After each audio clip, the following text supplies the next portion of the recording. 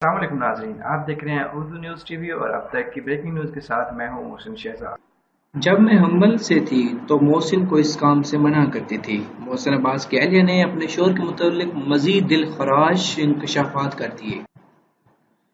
मोहसिन अब्बास की अहलिया अपने शोहर से मुतालिक मजीद इंकशाफात सामने ले आई हैं। फातिमा सुहेल ने खुसूसी गुफ्तगू करते हुए कहा कि मुझे पहले हमल के वक्त बदतरीन तशद्दुद का निशाना बनाया गया था, जिस के बायस हमल ज़ाया हो गया था।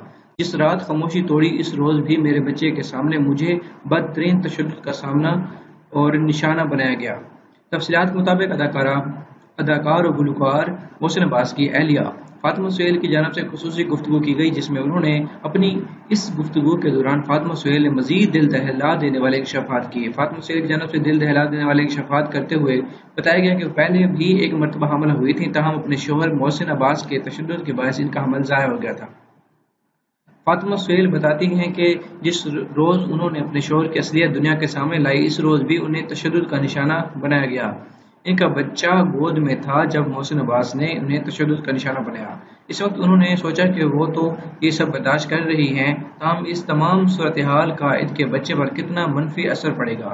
तब ही फिर उन्होंने फैसला किया कि वो हिम्मत करेंगी और अपनी शोहर मोहसिन अब्बास की असलियत दुनिया के सामने लेकर आएंगी। फातिमा सुहेल की मुख्तलिफ मीडिया से गुफ्तगू करते हुए उन्होंने बताया कि पहले हमल के वक्त बदतरीन तशद्दुद का निशाना बनाया गया था, जिस बायस हमल ज़ाया हो गया था।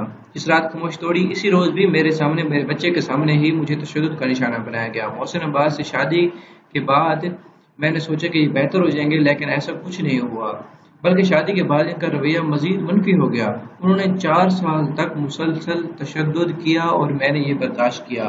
ताहम अब वो अपने बच्चे के बेहतर मुस्तकबिल की खातिर मजीद खामोश नहीं रह सकती थी, इसलिए वो अपना मौक़िफ़ मीडिया के सामने लेके आई और एसपी कैंट के सामने भी पेश हुए। ये थी कुछ अपडेट्स।